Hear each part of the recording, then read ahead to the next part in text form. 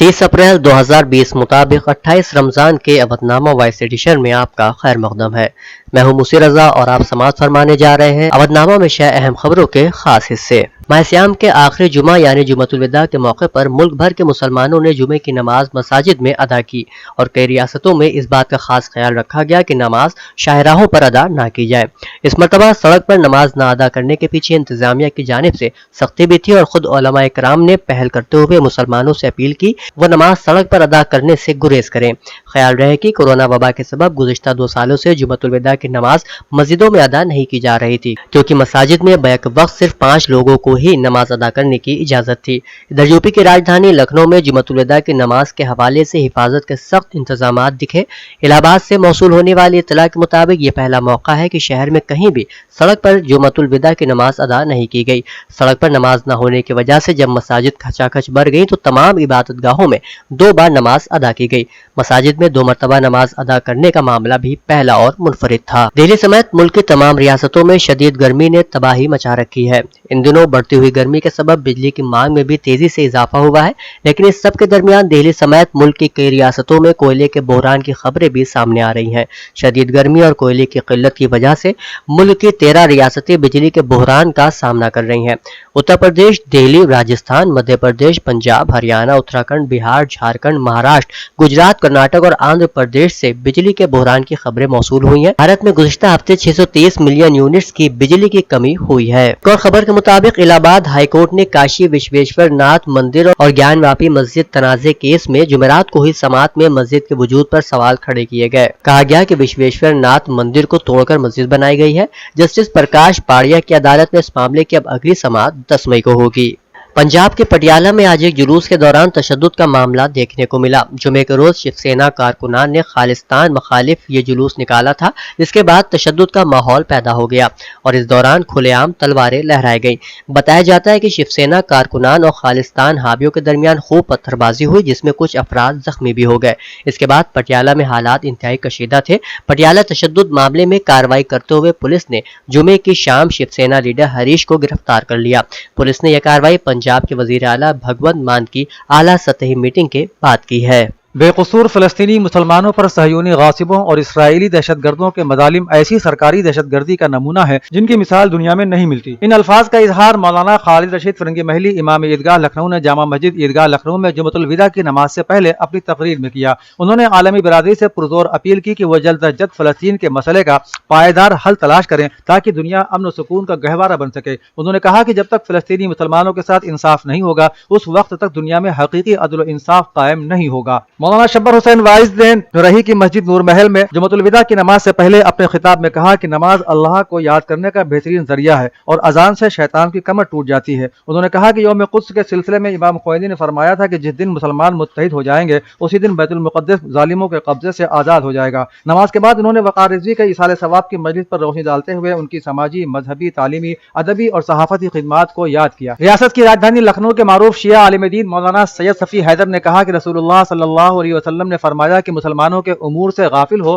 तो वो मुसलमान नहीं, और जो किसी फरियादी के फरियाद सुने और उसकी फरियाद रसी न करे वो भी मुसलमान नहीं। उन्होंने कहा कि 74 बरस से सहयूनियों का क़िबला अव्वल बैतुल मुक़द्दस पर कब्जा और मज़लूम फ़लस्तीनियों पर जुल्म व सितम और क़त्ल व गारत करी का ताल्लुक आलम इंसानियत से उमूमन और आलम इस्लाम से खुसूसन है। उन्होंने कहा कि सन 1948 से सहयूनी इस मुक़द्दस सरज़मीन की हुर्मत को मुसलसल पामाल कर रहे हैं जो अंबिया, मुरसलीन और औलिया किराम की सरज़मीन है। मौलाना सैयद सफ़ी हैदर ने मज़ीद कहा कि अगर मगरिब के किसी मुल्क में चंद इंसानों बल्कि जानवरों पर जुल्म हो जाए तो आलमी मीडिया मजलूम की हिमायत और जालिम की मुखालिफत में कोई कसर नहीं छोड़ती, लेकिन दूसरी जानिब फ़लस्तीन की सरजमीन रोजाना बेगुनाहों के खून से लाल की जा रही है। उस पर आलमी मीडिया का मुजरिमाना सुकूत जहाँ हैरत अंगेज है वहीं काबिल मजम्मत भी है। उन्होंने कहा कि आलमी इस्लाम का सुकूत इससे ज्यादा हैरत अंगेज और काबिल अफसोस है। आलमी यौम कुद्स के मौके पर लखनऊ की तारीखी मस्जिद मियाँ अलमास अली खान सराय माली खां में बेदार मग़ज़ जवानों ने एहतजाजी जलसे का एहतमाम किया। मौलाना सैयद हैदर अब्बास रिज़वी ने बयान किया कि ये हमारा और आपका फ़लस्तीन के मजलूम अवाम की हिमायत में यकजा होना उनमें तवानाई पैदा करता है। वो जालिमों से मुकाबले के लिए मज़ीद ताकत और क़ुव्वत हासिल करते हैं। उन्होंने कहा कि इस्लामी इनकलाब की कामयाबी के बाद मेमार इनकलाब आक़ाए ख़ुमैनी ने दुनिया भर के मुसलमानों से ये मुतालबा किया था कि माह मुबारक के अलविदा जुमा का दिन यौम कुद्स के उन्वान से मनाएं।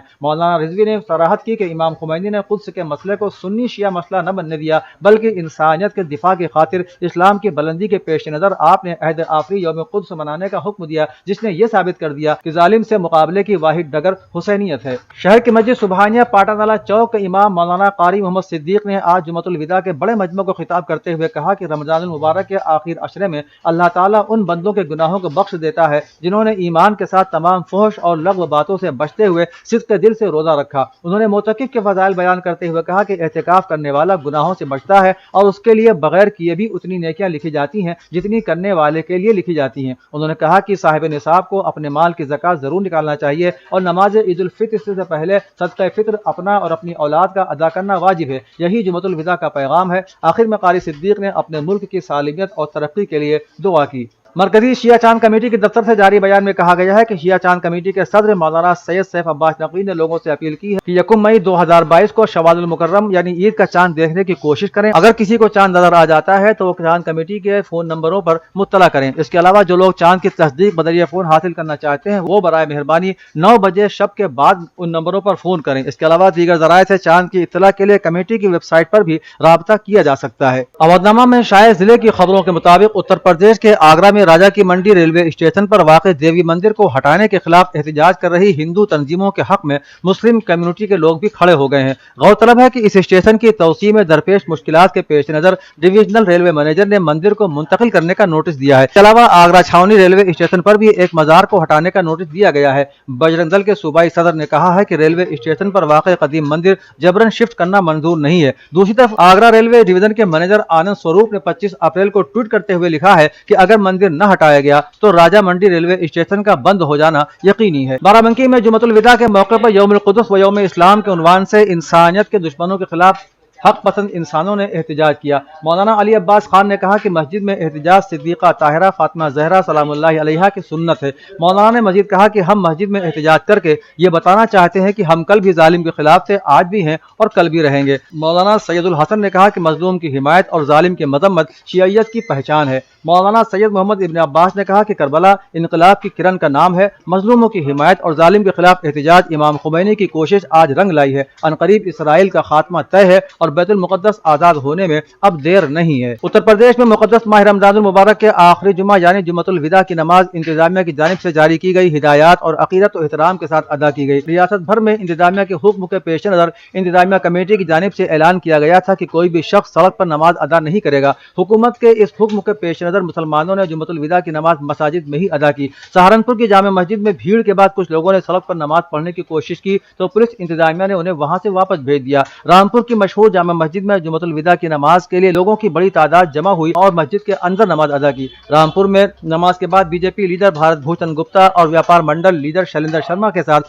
کئی ہندو بھائی نماز جمعہ کے بعد جامع مسجد پہنچے اور لوگوں کی پھول پیش کر کے عزت افزائی کی۔ اس دوران پولیس کے اعلیٰ عہدیداران بھی موجود رہے۔ رئیس الواعظین مرکز تعلیمات و تحقیقات محمود آباد گوہنا مئو کے زیر اہتمام ہر سال کی طرح اس سال بھی سلسلہ درس قرآن منعقد ہوا، جس کی بنیاد سرکار رئیس الواعظین تابصرہ نے رکھی تھی، جو پورے 25 دن جاری رہا، جس میں کثیر تعداد میں لوگوں نے شرکت کی۔ ہر روز درس قرآن کے ساتھ ساتھ احکامات و احادیث اور روزمرہ کے مسائل کا درس دیا گیا۔ تدریس کے فرائض منہال خیر آبادی اور فرزند رئیس الواعظین حسین جعفر امام جمعہ و جماعت محمود آباد گوہنا نے ادا کی۔ جمعۃ الوداع کے دن انعامی مقابلہ رکھا گیا تاکہ بچوں میں دینی معلومات حاصل کرنے کا شوق بڑھے۔ انعامات بدست مولانا میسم رضا تقسیم ہوئے۔ برجیش کی بیوہ پوجا نے نوئیڈا پولیس اور برجیش کے دوستوں سے کئی سوال پوچھے ہیں۔ اس نے کہا کہ میں جاننا چاہتی ہوں کہ میرے شوہر کی کیا غلطی تھی کہ اسے قتل کر دیا گیا۔ پوجا نے کہا کہ جب برجیش رات میں گھر واپس نہیں آیا، جب کافی دیر ہو گئی تو میں نے اسے کال کرنا شروع کیا، اس کا نمبر بند آ رہا تھا۔ میں نے ان کے دوست کو فون کیا، میرے شوہر کے دوست نے مجھے بتایا کہ وہ آج دفتر میں نہیں گئے،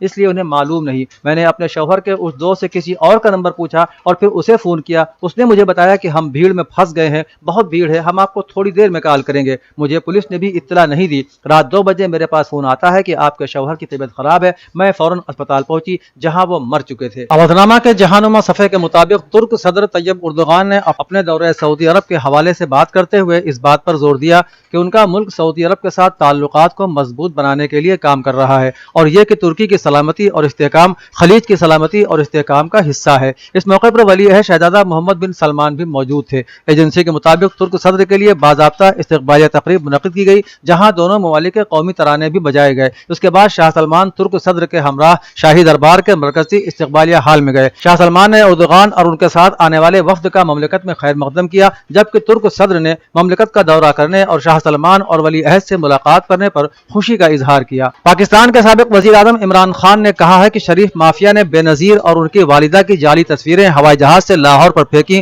جمائمہ کے خلاف یہودی لابی کی پوری مہم چلائی اور اب عید کے بعد میری کردار کشی بھی کی جائے گی۔ عمران خان نے ملتان میں ورکرز کنونشن سے خطاب کرتے ہوئے شہباز شریف کو میر جعفر قرار دیا اور کہا کہ اس پر 40 ارب روپے کے کرپشن کے مقدمات ہیں، اس کو صرف اس لیے ہمارے اوپر مسلط کیا گیا ہے کیونکہ یہ کبھی بھی باہر کی قوتوں کے مفادات کے خلاف نہیں جائے گا اور اپنے لوگوں کے مفاد ان کے لیے قربان کر دے گا۔ افغانستان کے شہر مزار شریف میں 2 منی بسوں میں ہونے والے بم دھماکوں میں کم از کم 9 افراد ہلاک ہو گئے ہیں۔ رپورٹ کے مطابق گزشتہ برس طالبان کے اقتدار میں آنے کے بعد سے پورے افغانستان میں پرتشدد حملوں کی تعداد میں نمایاں کمی آئی ہے، لیکن شدت پسند گروپ داعش کی جانب سے اہل تشیع کو نشانہ بنانے کا سلسلہ جاری ہے۔ جمعرات کو دھماکے مزار شریف کے مختلف اضلاع میں چند منٹ کے فرق سے ایسے موقع پر ہوئے جب مسافر رمضان کا روزہ افطار کرنے کے لیے اپنے گھروں کی طرف جا رہے تھے۔ ابھی تک کسی گروپ نے ان بم دھماکوں کی ذمہ داری قبول نہیں کی ہے۔ گزشتہ روز مدینہ منورہ میں مسجد نبوی میں اس وقت افسوسناک مناظر دیکھنے کو ملے جب وزیر اعظم شہباز شریف اور ان کا وفد وہاں پہنچا۔